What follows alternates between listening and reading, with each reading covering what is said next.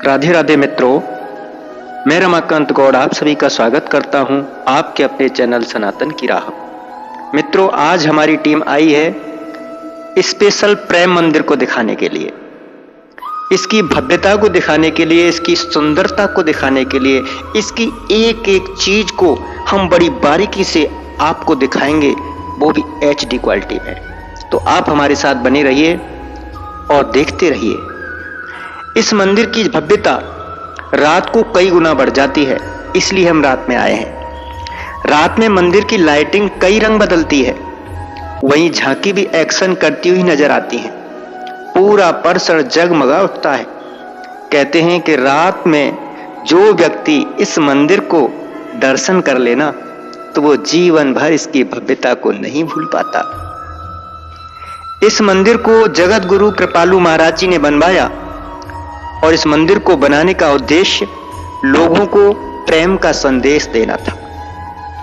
वास्तव में कृपालु जी की सोच के अनुसार वो कहते हैं कि ब्रह्म श्याम सुंदर का स्वरूप है और श्याम प्रेम के अधीन है, इसलिए इसका नाम प्रेम मंदिर रखा था उन्होंने।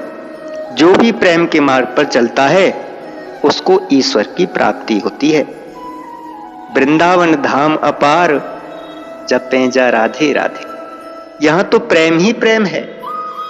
और इस प्रेम मंदिर में आकर के तो मनुष्य अपने सारे दोषों को भूल करके प्रेम में रम जाता है। मित्रों, आज हम बड़े ही भव्य दर्शन आपको कराने जा रहे हैं। हमारे साथ आप बने रहिए, क्योंकि यहां पर आपको देखने को मिलेगा राधा और श्याम का अलौकिक प्रेम। राधा और श्याम कोई दो नहीं है। कहा जाता है कि दिखती राधा श्याम में और राधा में श्याम, दोनों एकीकृत हुए अमर प्रेम का धाम। ये अमर प्रेम का धाम है वृंदावन, और इसमें ये प्रेम मंदिर, इसके बारे में तो कहना ही क्या। प्रेम में रम जाना ही प्रेम मंदिर का उद्देश्य है। राधा और कृष्ण दो नहीं, एक ही है। एक और एक दो है नहीं, प्रेम अनोखा योग। ये योग अगर हो जाए तो रुचे न कोई भोग। प्रेम एक ऐसी अलौकिक चीज है कि जिसके मन में उतर जाए वो सब कुछ भूल जाता है। ये अलौकिक प्रेम की निशानी प्रेम मंदिर है, राधा और कृष्ण के प्रेम की। देखिए मित्रों, कितना भव्य नजारा है। ये दर्शन हम आपको रात्रि में करा रहे हैं। लाइटिंग बदलती रहती है, झांकियां ऐसी लगती हैं जैसे बोलने वाली हों। बहुत सारे श्रद्धालु इस समय यहां पर आते हैं और इस मनमोहक सुंदर स्वरूप जो मंदिर का है उसका आनंद उठाते हैं। इस मंदिर में कृपालु महाराज जी ने कृष्ण की सभी लीलाओं का चित्रण किया है। भगवान कृष्ण बलराम अपने ग्वाल वाल सखाओं के साथ मिलकर गऊ चराते थे, और जब गऊओं का जाने का समय होता था तो बंसी बताते थे, और गौएं कृष्ण की बंसी की धुन को सुनकर के चारों तरफ उनके आकर खड़ी हो जाती थी। बड़े ही ध्यान से मुरली को सुना करती थी, भक्ति में लीन हो जाती थी। भगवान कृष्ण ने बड़ी लीलाएं की हैं इस वृंदावन में, इस ब्रज में, इसलिए ये ब्रज सबसे महान है। ब्रज में मनुष्य आता है, भगवान कृष्ण की उन बाल लीलाओं को देखता है तो भक्ति में रम जाता है। भगवान कृष्ण ने रास रचाया वृंदावन में गोपियों के साथ। इस मंदिर में इतनी सुंदर झांकी प्रस्तुत की गई है इस रास की। मित्रों, देखिए तो सही, कितनी सुंदर लाइटिंग है। भगवान कृष्ण गोपियों के साथ रास रचा रहे हैं। आगे देखिए, इस मंदिर का परिसर बहुत बड़ा है। पूरे परिसर में कृष्ण की लीलाओं का चित्रण किया है। बस आप देखते रहिए, ऐसा लगेगा आपको जैसे संपूर्ण ब्रज के दर्शन आप एक ही जगह पर कर रहे हो। मां राधा रानी और कृष्ण का प्रेम अलौकिक तो था ही, और बड़ा कहते हैं कि जब कृष्ण मुरली बजाते थे तो गोपियां कोई भी काम कर रही होती थी तो उनकी आवाज को सुनकर के और उनका मन भगवान कृष्ण की तरफ दौड़ा चला आता था।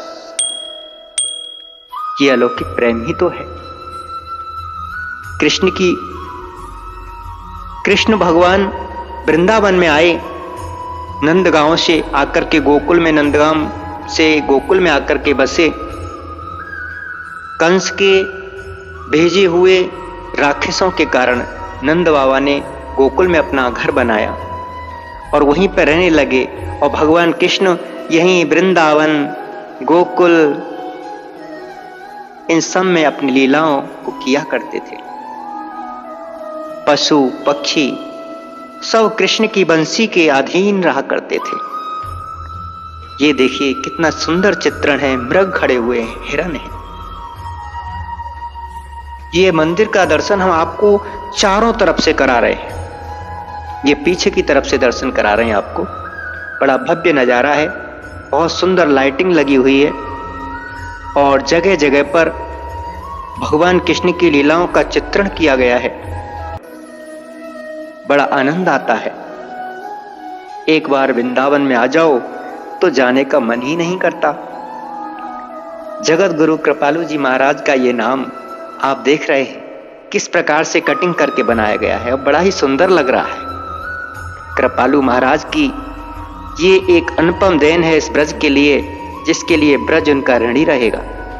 भगवान कृष्ण की लीलाएं बड़ी अनुपम है। इंद्र का मान मर्दन करने के लिए इंद्र की पूजा को ब्रजवासियों से बंद करा दिया और गोवर्धन की पूजा कराई। जब गोवर्धन की पूजा कराई तो इंद्र रुष्ट हो गए और मूसलाधार वर्षा की। उस वर्षा से बचने के लिए भगवान कृष्ण ने गोवर्धन पर्वत को अपनी कन्नी उंगली पर उठा लिया और सभी ग्वालवाल ब्रजवासी उसके नीचे आकर बड़े प्रेम से रहे जब तक वर्षा हुई। लेकिन इंद्र का मान मर्दन हुआ। देख रहे हो कितनी सुंदर झांकी है। सभी ग्वालवाल अपने अपने जो हाथ में लगा हुआ है, किसी के हाथ में डंडा है, किसी के में लाठी है, उसी से गोवर्धन पर्वत को उठाने की कोशिश कर रहे हैं। सब सहारा दे रहे हैं। भगवान कृष्ण कहते थे कि थोड़ा थोड़ा दे ओ सहारा, नहीं उठता ये गिरवर भारा। तो सबने अपना अपना शक्ति उसमें लगाया, लेकिन भगवान कृष्ण तो कृष्ण है ना। यहां से आगे बढ़े। कृष्ण की लीलाओं का चित्रण बड़े सुंदर भाव से यहाँ पर कृपालु महाराज जी ने करवाया है। क्यों कि वो तो अनन्य भक्त थे राधा और कृष्ण के। जगत गुरु कृपालु महाराज ने आध्यात्मिक क्षेत्र में बहुत बड़े बड़े काम किए हैं, उनको भुलाया नहीं जा सकता। सनातन धर्म को बढ़ाने के लिए उन्होंने देश और विदेश तक अपने सनातन धर्म का प्रचार किया, प्रसार किया है। सनातन धर्म शाश्वत है, सत्य है। यहां पर जगत गुरु कृपालु जी महाराज की पुस्तकें यहां पर मिलती हैं। इसमें भगवान कृष्ण की लीलाएं, भजन, कीर्तन इत्यादि कैसेट्स, किताब सब यहां पर मिलती हैं। ये देखिए भगवान कृष्ण और राधा की सुंदर छवियों के दर्शन हैं। भगवान कृष्ण राधा रानी से अनन्य प्रेम करते थे और राधा भी भगवान कृष्ण से अनन्य प्रेम किया करती थी। हालांकि उनका विवाह नहीं हुआ और कृष्ण ब्रज से जाने के बाद कभी दोबारा यहाँ आए भी नहीं, लेकिन राधा विरह में रही और विरह में भी आनंद की अनुभूति की। यही होता है कृष्ण का प्रेम। इस प्रेम को चित्रण किया है पूरे ब्रज की अलौकिक लीलाओं का यहाँ पर चित्रण किया हुआ है। भगवान कृष्ण और राधा आंख में चौनी खेला करते थे, आंखें बांध करके एक दूसरे को पकड़ा करते थे। वो लीलाओं का भी चित्रण यहाँ पर है। राधा रानी ब्रज की महारानी है। भगवान कृष्ण भी उनकी पूजा करते हैं, भगवान कृष्ण भी उनके अधीन है। वृंदावन के कण कण में राधा का नाम व्याप्त है। राधा का नाम पेड़, पत्ती सब पर आपको लिखा हुआ मिल जाएगा। यहां किसी के मुंह से कोई और शब्द नहीं निकलता, केवल राधे राधे ही निकलता है, क्योंकि जानते हैं राधा स्वामिनी है। उनको पालोगे तो स्वामी भगवान कृष्ण तो अपने आप ही मिल जाए। हे राधे रानी, आपको बारंबार प्रणाम है।